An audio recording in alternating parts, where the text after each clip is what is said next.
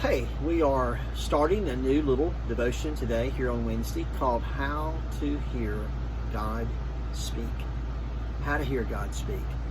All through the Bible, you see phrases like this, and God said, or thus saith the Lord.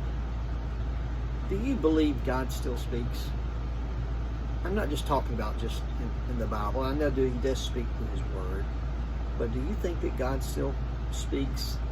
Does God still have things He wants to say to you and to me? Does God still have things He wants to say through you and through me? I believe that He does. And I want to share with you today a lesson that I wish had been shared with me very early in life. How to hear God speak. Because I have no doubt in my life, looking back now over many, many years, that the Lord was probably trying to speak to me long before I understood that He was speaking or how to even listen to what He was saying to me. Now, and I'm not one of these I've always been a little skeptical about people who always seem to have a clear word from God. I understand that. But I do believe that it is possible to hear what God is saying to us, and I believe that there's a way in which we can become more effective at it. Let me share with you a story in the Bible to help you better understand it. Luke chapter 8, verses 5 to 8, the Living Bible renders the text this way. A farmer went out into his field to sow grain. And he just scattered the seed all over the ground, and some of it fell on the footpath that was trampled upon. And the birds just came instantly and ate it as it lay exposed. Some of the seed fell on shallow soil with rocks beneath, and that seed began to grow, but then soon it withered away and it died for lack of moisture. Some of the seed landed in a thistle patch, and the young grain stalks were very soon choked out. But some fell on fertile soil, and this seed grew and produced a harvest, a crop that was 100 times as large as what had been planted. And he was giving this illustration, and when he did, he said this: if anybody has listening ears, let them use it now.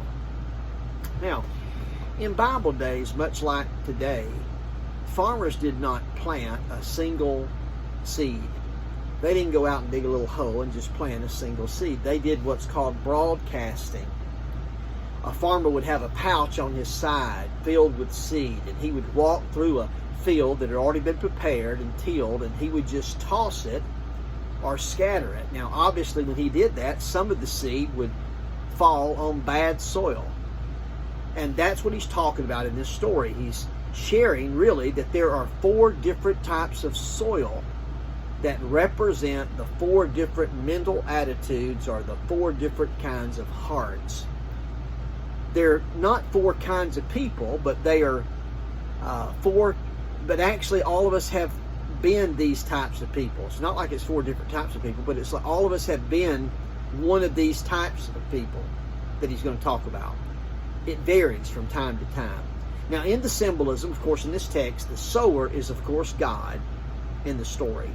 The seed is His Word, and the soil is our heart or our mind. Now, let's start laying the foundation. Maybe we'll cover the first principle today with how to hear from God. If I want to hear from God, here's the first thing I've got to do. I've got to learn to cultivate an open mind. Luke 8:5 says, the farmer went out to the field to sow grain, and as he scattered the seed on the ground, some of it fell on the footpath that was trampled on, and the birds came and ate it as soon as it was exposed. Some translations don't say the footpath, they say the hardened path. In every farm or a field, there's a footpath. On our property, where our home is right now, there was a road that went through our lot. And that little road area on our property, for many, many years, it was clear, even though we had grass and we're trying to put out seed and do all these things, that one little area was the footpath It was the area where apparently a tractor or vehicle of some type rode across that part of the field many, many times across that farm, and it had been trampled upon. It was traveled often. It was never really cared for, and therefore nothing would seem to grow there. It took a long, long time before grass would ever grow there. Now, I preach every Sunday to some people with hardened paths. I preach every Sunday to some people with closed minds, or at least narrow minds, or hard hearts. And no matter how good the sermon is, it cannot penetrate because there's no active cultivation. There's nothing that can happen in that heart because it is so hard. It is so closed that no seed is going to get inside. And the birds of the air, the enemy, Satan comes and immediately snatches the word before it can ever take root in that heart. The first thing that has to happen if you're going to hear from God is you've got to learn to cultivate an open heart. You've got to get your heart where it needs to be, because God cannot speak. A seed's never going to be planted in a hard heart and produce a crop.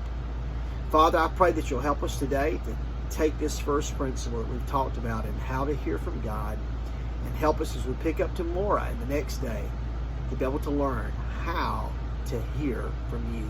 And we'll thank you and praise you for it in Jesus' name. Amen.